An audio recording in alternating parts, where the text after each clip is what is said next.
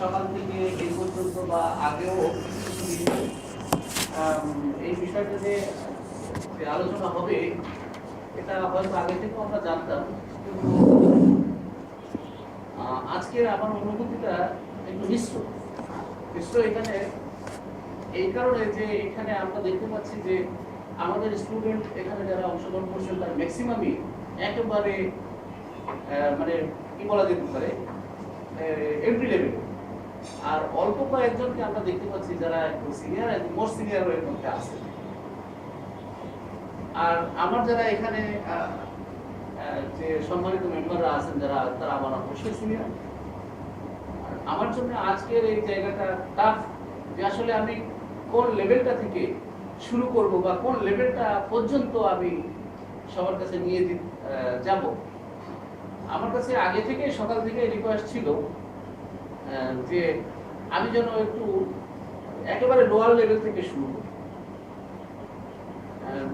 এবং সেটা দলীয়ভাবেও রিকোয়েস্ট ছিল যেন আমি উপরের দিকে না উঠি, এরকমই রিকোয়েস্ট ছিল। সেক্ষেত্রে আমার চেষ্টা থাকবে একদম শুরু থেকে শুরু করা। আর যদি এই বিষয়টায় আমাদের এখানকার যারা আমার সিনিয়র আছেন ওরা যদি মনে করেন যে পরবর্তীতে আমরা অ্যাডভান্স লেভেলে ঠিক এই টপিকের উপরে আরেকবার আলোচনা করব, সেটাও করা যেতে পারে। তো আমরা আজকে আলোচনাটা একটু সীমাবদ্ধ রাখবো, যেহেতু তাদের রিকোয়ারমেন্ট, তাদের চাহিদা এবং প্রত্যাশা রয়ে গেছে যে আমরা যেন একটু নিচে থেকে শুরু করি, আমরা সেই জায়গাতে একটু সীমাবদ্ধ থাকার চেষ্টা করি। শুরুতে আমি বলি, আজকে সকালে একটা কোশ্চেন আমার কাছে আসছে, একজনের কাছ থেকে আসছে এবং বাকি আশেপাশে যারা ছিলেন তাদের এক্সপ্রেশনের মধ্যেও ঠিক যেন ওই কোশ্চেনটাই ঘুরে বেড়াচ্ছিল।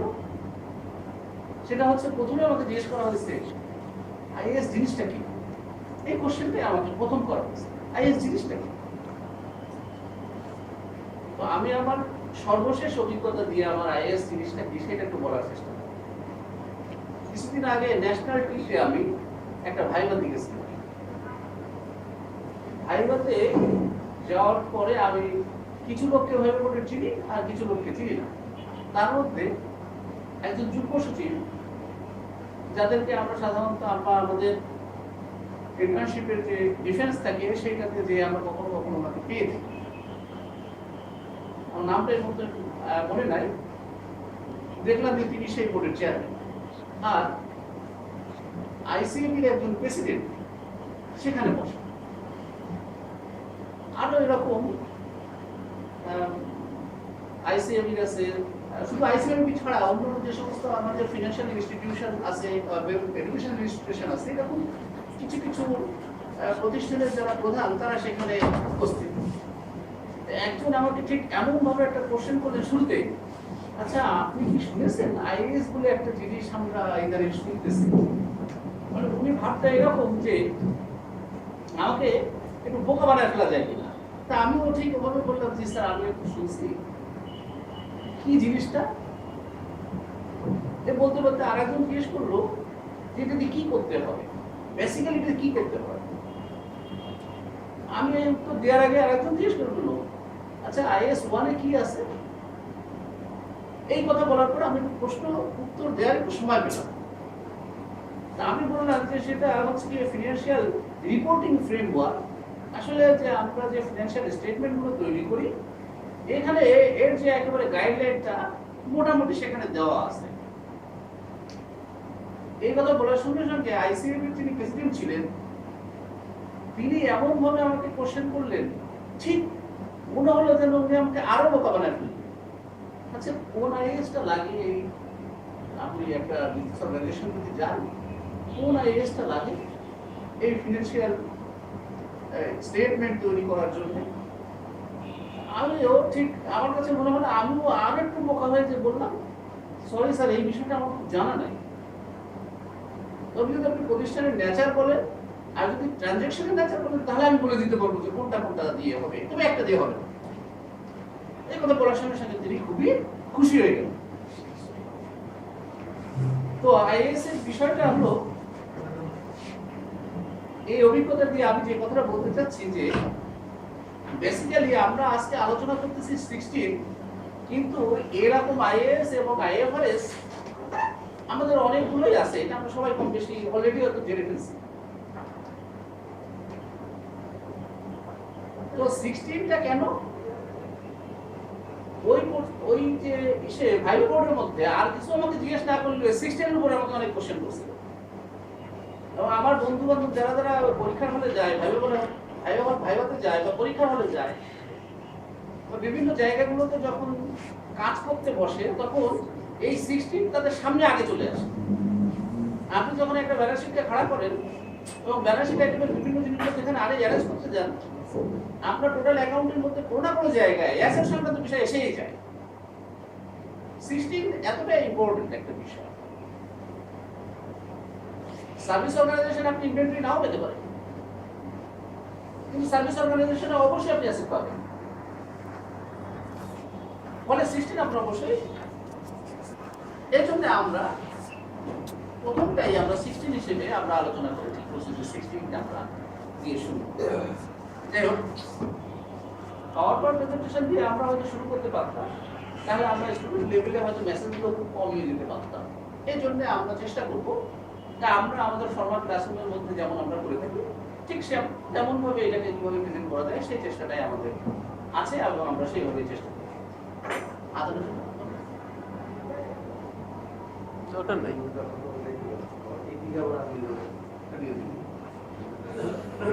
এখন আমাদের একটু খুলে ফেললে মনে হয় ভালো হয়েছে না?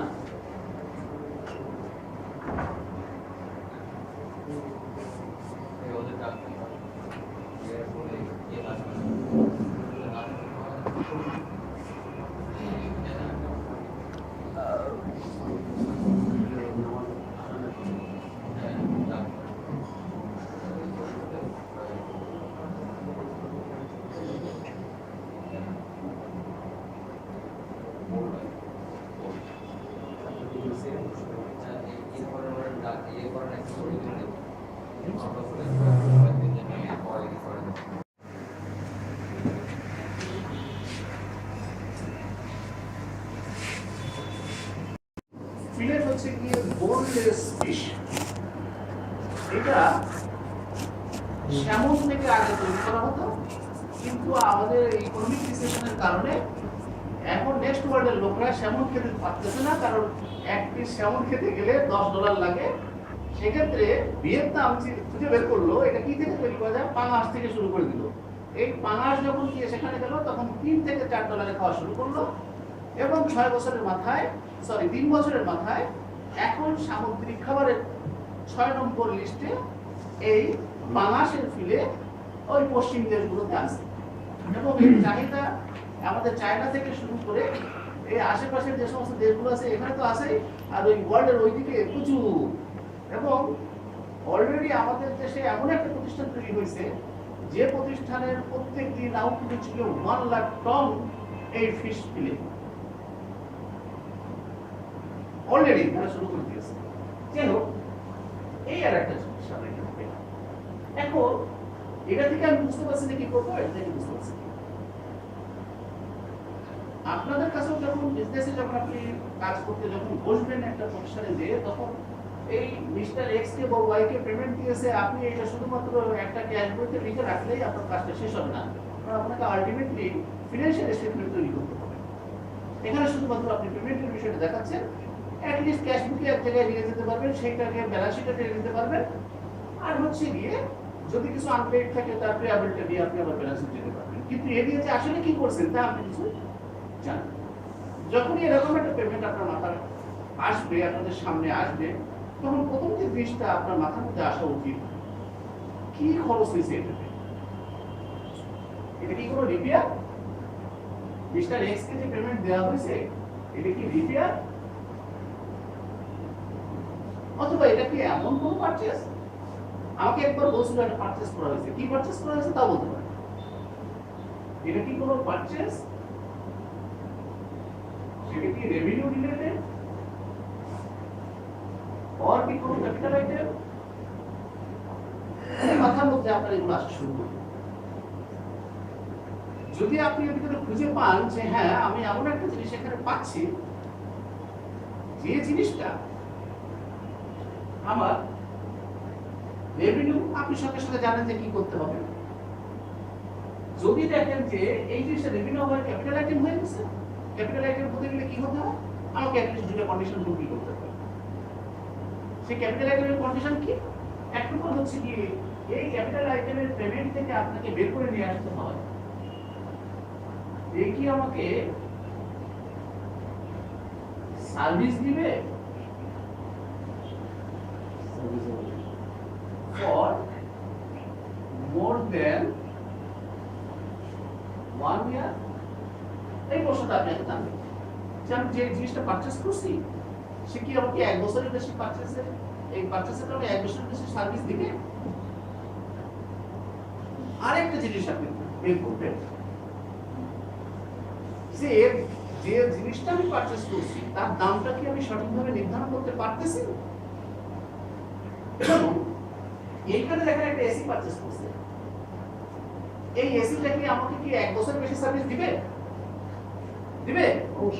অবশ্যই দিবে। তাহলে 1 বছরের বেশি যদি সার্ভিস দেয় এর দাম কি আপনি বের করতে পারতেছেন? 6,75,000 এর মধ্যে কত পারতেছেন এর মধ্যে?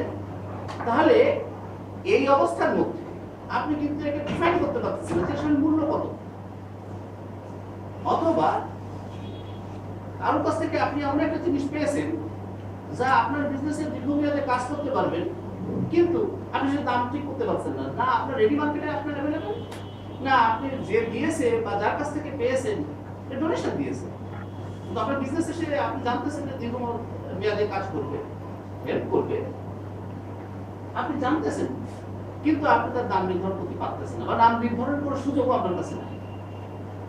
যদি এরকম একটা অবস্থায় হয় যে এই এসির দাম কত আপনি ডিফাইন করতে পারতেছেন না, অথবা যে জিনিসটা আপনি রিসিভ করছেন আইদার ডোনেশন হিসেবে বা অন্য কোনো ভাবে হিসেবে আপনি তার দাম নির্ধারণ করতে পারতেছেন না, যদি এই দুইটা কন্ডিশন, যদি এক নম্বর হচ্ছে আপনি বের করে নিয়ে আসছেন যে আপনাকে 1 বছরের বেশি সার্ভিস দিবে এবং এর দামটাও আপনি সঠিকভাবে নির্ধারণ করতে পারতেছেন।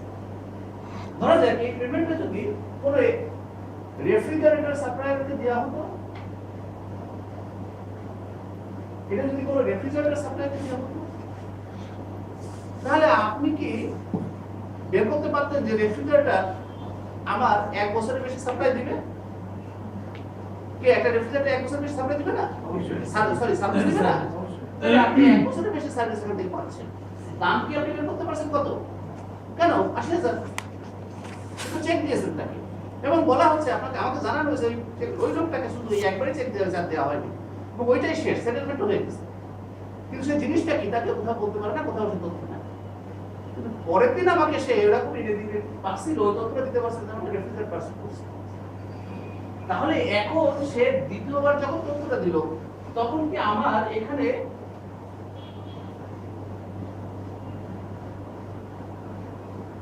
cost is measured reliably বা cost confirmation আমরা লিখি,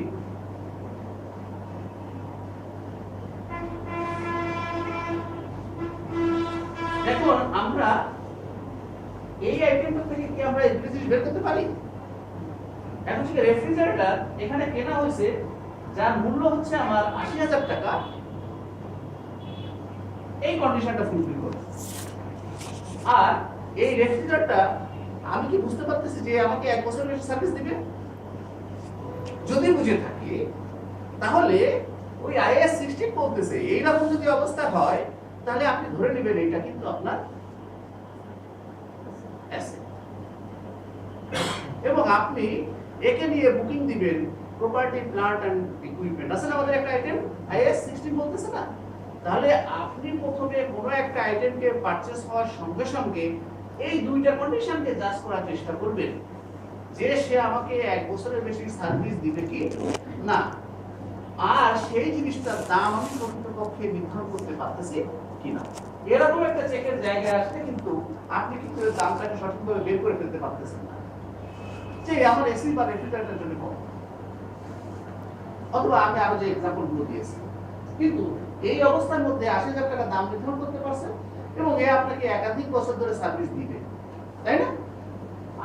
আইএস 16 এর মধ্যে এই সার্ভিসের কথার জায়গায় লেখা আছে ফিউচার ইকোনমিক বেনিফিট।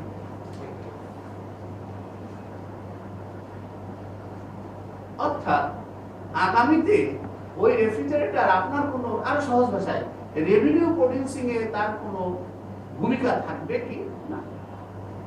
আমরা একটা শীট দিয়েছি, আপনাদের পড়বে। ধরে নেই যদি আমরা একটা রেস্টুরেন্ট চালাই বা আমরা একটা বেকারি চালাই, সেই বেকারিতে যদি আমরা ওরকম একটা রেফ্রিজারেটর কিনি আর তা যদি আমাদের ড্রিঙ্ক ঠান্ডা করার জন্য ব্যবহার করি, আশা করা যায় ড্রিঙ্ক বিক্রি করে আমাদের রেভিনিউ আসবে না? তাহলে ড্রিঙ্ক বিক্রি করে যদি রেভিনিউ আসে, তাহলে আবার এই 1 নম্বর কন্ডিশনকে ফুলফিল করবে? আমি বেনিফিট পাবো না? ইয়ার আফটার ইয়ার বেনিফিট পাবো না? সে আমার রেভিনিউ প্রডিউসিংয়ে সাহায্য করবে না? এইটা যদি সে করে থাকে, আর সেই পণ্যটা, সেই আইটেমটা যেটা আমরা কিনলাম, সেই আইটেমটার দামও আমি কিন্তু সঠিকভাবে নির্ধারণ করতে পারছি, কত? ৮০,০০০ টাকা।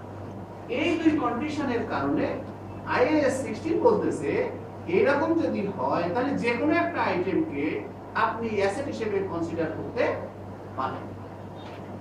এবার উল্টাই দেই, এই রেফ্রিজারেটরটা আমরা না কিনে, ধরা যাক আমরা এই রেফ্রিজারেটরটা না কিনে এখানে আমরা 10টা রেফ্রিজারেটর কিনছি। 10টা রেফ্রিজারেটর কিনে ধরে নেন আমাদের একটা ওয়ালটনের শোরুম আছে, একটা আমরা পানি ঠান্ডা করে আমার ক্লায়েন্টকে এন্টারটেইন করি আর বাকি 9টা বিক্রি করব। তাহলে একটার ক্ষেত্রে এই কন্ডিশন ফুলফিল করবে না? সেক্ষেত্রে আপনি কিন্তু প্রথম যে একটা, সেই একটা দিয়ে কিন্তু এই কন্ডিশনটা ফুলফিল করা যাবে। কারণ ক্লায়েন্টকে এন্টারটেইন করার জন্য, দ্যাট ইজ রেভিনিউ প্রোডাকশনের ক্ষেত্রে, ওই প্রথম এসিটা কিন্তু আপনাকে হেল্প করবে, কিন্তু বাকি 9টা এসি কি আপনার কি করবে? সে আপনার রেভিনিউ বাড়ানোর জন্য বিক্রি করলে টাকা আসবে না? রেভিনিউ বাড়াবে, কিন্তু সে কিন্তু এই যে রেভিনিউ আপনাকে বাড়াবে। আর এখানে কি বলা হচ্ছে? দামও আপনি ঠিক করতে পারবেন না। এই কথাটা আপনি এখান থেকে লিঙ্ক করে ফেললেন যে আমার রেভিনিউ প্রোডাকশন সে করবে, দ্যাট ইজ আমি ওই 9টা এসি বিক্রি করে দিলে সরাসরি আমার রেভিনিউ আসবে, আর কষ্ট আমি সুন্দরভাবে, কত এক একটা দাম 10,000 করে না, আমি সেই দামটা আমি বের করতে পারবো না। কিন্তু আপনি যদি পিপিই এর যদি সংজ্ঞাটা আবার দেখেন, সেখানে বলতেছে যে আপনি এই প্রপার্টি প্ল্যান্ট এন্ড ইকুইপমেন্টের মধ্যে ওই আইটেমগুলো নেবেন যা আপনার বিজনেসের অপারেশনে সাহায্য করে। সেক্ষেত্রে 2টা কন্ডিশন এখানে বলা হচ্ছে যে আপনাকে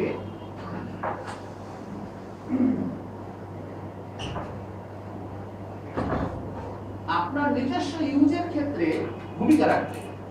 সেই ইউজগুলো কি কি? একটা হতে পারে আপনার প্রোডাকশনে, হতে পারে আপনার অ্যাডমিনের ক্ষেত্রে, হতে পারে আপনার ডিস্ট্রিবিউশনের ক্ষেত্রে, হতে পারে, অথবা আপনি এটাকে রেন্টও করতে পারেন।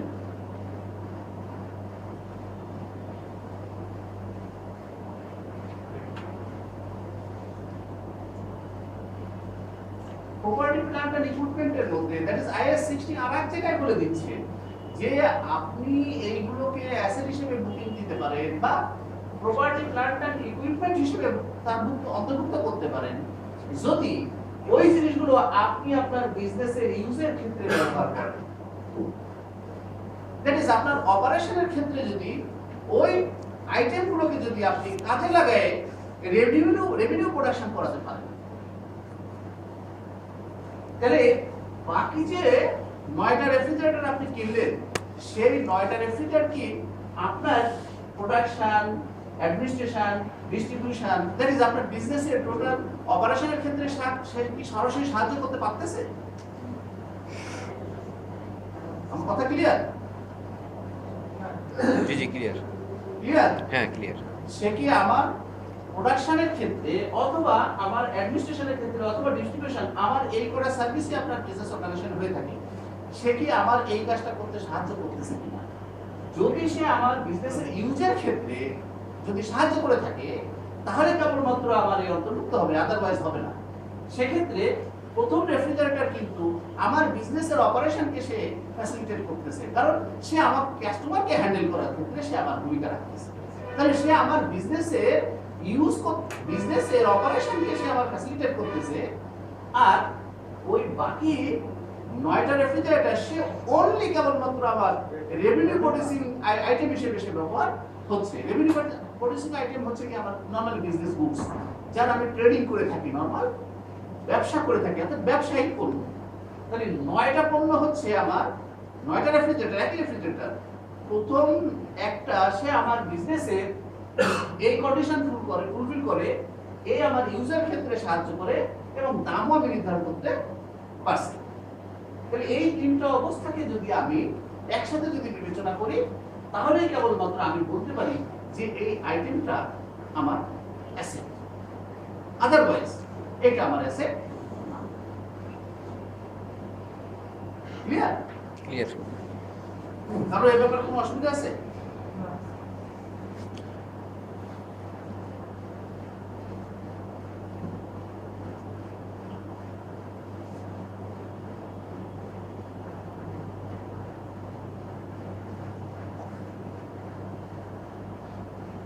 এবার আপনি আপনাদের শীটটার প্রথম অংশটা দেখেন, প্রত্যেকটা দেখেন শীটটা আছে। শীটটা দেখেন প্রপার্টি, প্ল্যান্ট এন্ড ইকুইপমেন্ট আছে, আছে না? প্রথম আছে।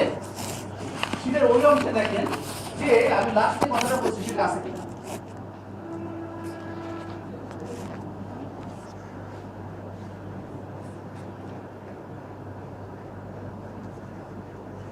আছে? হ্যাঁ।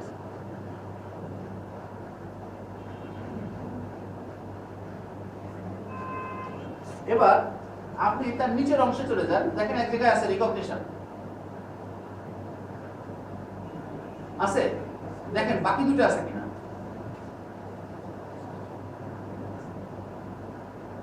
আছে না? আমার মনে হয় বুঝতে পারছেন না।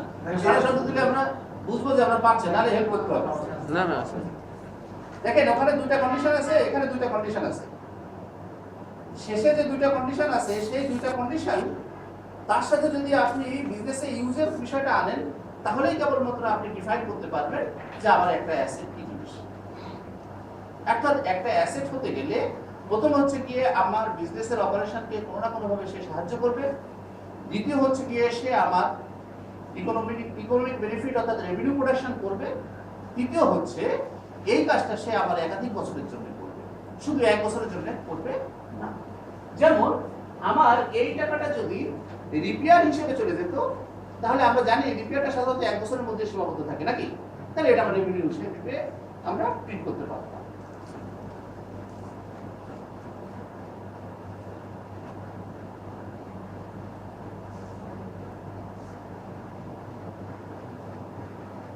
এখন দ্বিতীয় প্রশ্ন হচ্ছে যে আপনার একটা অ্যাসেট আপনি প্রথমে নির্ধারণ করতে পারলেন যে এটা আমার অ্যাসেট আইটেম হবে কি হবে না। তাহলে আমরা ওই তিনটা কন্ডিশন থেকে বের করে নিয়ে আসছি যে ৮০,০০০ টাকার যে রেফ্রিজারেটরটা আমি কিনছিলাম, সেটা কি আমি অ্যাসেট হিসেবে বলতে পারি? জি হ্যাঁ, অ্যাসেট হিসেবে বলতে পারি। এখন এই অ্যাসেটটা আমি ৮০,০০০ টাকা তাকে যখন আমরা পেমেন্ট দিলাম, এই পেমেন্টের পরে এমনও তো অনেকগুলো ঘটনা আমার ঘটতে পারে যে এইটা আমি দোকানে পেমেন্ট দিয়েছি, দোকানে পেমেন্ট দেওয়ার পরে আমার শোরুমে বা আমার বেকারিতে আনা পর্যন্ত এখানে আমার একটা ট্রান্সপোর্টেশন আছে, আছে না? হ্যাঁ আছে। তাহলে এই দোকানে থাকলে কিন্তু সে আমার ওই যে বেনিফিট দিতে পারতেছে না। সে আমার বেনিফিট দিতে গেলে আমার যেখানে বেনিফিট সৃষ্টি হবে সেই জায়গায় এনে অন্তত তার অপারেশনটাকে স্টার্ট করে দিতে হবে।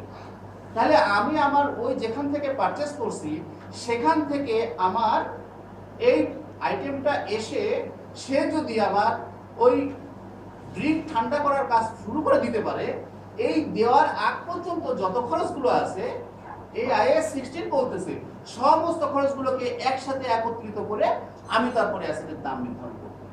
তাহলে আমি যখন আইএস 16 এ এই ৮০,০০০ টাকা যখন আমি এইটা পারচেজ করলাম, এর সাথে বলতেছি আমার ট্রান্সপোর্টেশন আছে, ধরা যাক সেটা আমার ৫০০ টাকা আমার দোকান পর্যন্ত আসলো। এবার ওইটা আমার মিস্ত্রিটাকে ইনস্টলেশন করাতে হবে, সেইটা ধরি ১০০০ টাকা। তারপরে আমি ইনস্টলেশন করার পরে আমি দেখতেছি এই ইনস্টলেশনকে সাপোর্ট দেওয়ার জন্য আমার আরো কিছু ম্যাটেরিয়াল যেমন ইলেকট্রিক ওয়্যার, সুইচ, বোর্ড ইত্যাদি কিনতে হয়, সেগুলো কিনতে নিয়ে ধরা যাক আমার আরো লাগলো ৫০০ টাকা। এরপর মিস্ত্রি আমি যাকে ডাকছিলাম তাকে আমি দিলাম আরো ১০০০ টাকা। এই দেওয়ার পরে আমার রেফ্রিজারেটরটা এবার চালু হলো। এই চালু হওয়া পর্যন্ত, দ্যাট ইজ আমি এই পণ্যটা কিনছি একটা ইন্টেন্ডেড, একটা প্রত্যাশিত সার্ভিসে পৌঁছানোর জন্য। ফলে এই সার্ভিসটা যখনই আমি পাওয়া শুরু করে দিব, ঠিক তার আগ মুহূর্ত পর্যন্ত রেফ্রিজারেটর কেন এই যে কোনো একটা অ্যাসেট আইটেমের সাথে সংশ্লিষ্ট সমস্ত খরচগুলোকে আমি ওই আইটেমের অন্তর্ভুক্ত করবো। এটাকে বলা হয় ক্যাপিটালাইজ করা। তাহলে আমি যখন ক্যাপিটালাইজ করব, দ্যাট ইজ আমার ট্রান্সপোর্টেশন আছে, ইনস্টলেশন আছে, মিস্ত্রি খরচ আছে, আরো কত আইটেম কিনতে হচ্ছে, এগুলো কেনার পরে যখন আমার ধরা যাক এখানে আমার হয়েছে একটা কিছু টাকা, এটা ধরা যাক ৮৩,০০০ টাকা, তখন আমার এই ৮৩,০০০ টাকাকে আমি এটাকে আমার অ্যাসেট হিসেবে এবার আমি আমার প্রতিষ্ঠানে আমি দেখাতে পারবো। বলা হচ্ছে আইএস 16 বলা হচ্ছে আপনি এইগুলো করার পরে যে মূল্যটা পাচ্ছেন এটা কেবল ইনিশিয়াল লেভেলে, এবং যে কোনো একটা অ্যাসেটকে যখন আপনি রেকর্ড করবেন ইনিশিয়াল লেভেলে ওই অ্যাসেটের মূল্য হবে তার যে কস্ট সেইটুকু। এখানে কস্ট বলতে শুধু এইটা না, এখানে সংশ্লিষ্ট সমস্ত যা কিছু আছে এই সব কিছু মিলাই আপনার যেটা হবে সেটাই হবে আপনার কস্ট। এখন সেই কস্টের এই যে কস্টটা আমরা নির্ধারণ করলাম, দ্যাট ইজ অ্যাসেটটাকে প্রথমে আমরা ডিফাইন করলাম, তারপরে তার আমরা কস্টকে ডিটারমাইন করলাম। এই যে ইনিশিয়াল লেভেলে কস্ট ডিটারমাইন করলাম, এই যে করার ক্ষেত্রে আরো অনেক ধরনের আইটেম আমাদের মধ্যে থাকতে পারে। তো আমি একটা রেফ্রিজারেটর কথা বললাম, আপনারা যদি একটা পৃষ্ঠা উল্টান সেক্ষেত্রে আমরা অংশগ্রহণ করবো। দেখেন দ্বিতীয় পৃষ্ঠার নিচে দেখেন ইনিশিয়াল মেজারমেন্ট বলে একটা জিনিস আছে, আছে এখানে আমরা একটু এখানে পড়ে যাই। দেখেন এখানে লেখা আছে an item which is recognized as an asset। আগে কিন্তু আপনাকে রিকগনাইজ করতে হবে যে আইটেমটা অ্যাসেট কিনা। প্রথম অংশে কিন্তু আমরা ঠিক করে আসছি যে ওই আইটেমটা আমার অ্যাসেট কি না। যখন আমার অ্যাসেট হিসেবে তাকে নির্ধারণ করতে সক্ষম হয়েছি, এইবার আমি ঠিক করব তার মূল্য নির্ধারণ করার কাজটা। সেই মূল্য নির্ধারণের ক্ষেত্রে আমি এই যে ইনিশিয়াল মেজারমেন্টের মধ্যে এখন দেখেন আমরা এখানে যেগুলো সংক্ষেপে দেখানোর চেষ্টা করছি রেফ্রিজারেটরের ক্ষেত্রে ওভারঅল আর কতগুলো আইটেমের মধ্যে আসতে পারে। আপনি দেখেন ১ নম্বরে আছে পারচেজ প্রাইস, যে দামে আপনি কিনলেন সাপ্লায়ারকে যে দামটা দিলেন সেই দামটা। সেক্ষেত্রে সাপ্লায়ার যদি আপনাকে কোনো ডিসকাউন্ট দিয়ে থাকে সেই ডিসকাউন্টটা আপনি অবশ্যই বাদ দিয়ে দিবেন। কেন কেন কথাটা একটু পরে আমি একটা এক্সাম্পল বলার চেষ্টা করব। দ্বিতীয় হচ্ছে এছাড়াও ওই যে বললাম এই প্রাইসের পরেও আপনি তার থেকে আপনার প্রত্যাশিত সার্ভিস পাওয়া পর্যন্ত যত খরচের সাথে জড়িত আছে সেগুলোকে অন্তর্ভুক্ত করবেন। দেখেন ২ নম্বরে লেখা আছে cost directly related to the item. ওইটার সাথে সরাসরি যে সমস্ত খরচগুলো আছে সবগুলোকে আপনি ওর সাথে অন্তর্ভুক্ত করবেন। আমি বলতেছি না, 16 বলতেছে। সেখানে কি আছে আমরা একটা দিচ্ছি ট্রান্সপোর্টেশন কস্ট। দেখেন দ্বিতীয়টা আছে import duty and unavoidable taxes. যদি কোনো রকমের আপনার ট্যাক্স জাতীয় কোনো বিষয় থাকে, ইস্যু থাকে ওইটার সাথে জড়িত, সেটাকেও আপনার সাথে যোগ করুন। বলা আছে আনঅ্যাভয়েডেবল, আপনি কোনোভাবে এড়াতে পারেন না, এই রকমের যত রকমের ইম্পোর্ট ডিউটি এবং ট্যাক্স আছে সেটা। হ্যান্ডলিং কস্ট, উঠানো নামানো, এই কুলি খরচ, অমুক খরচ, লোডিং আনলোডিং থাকে, সেগুলো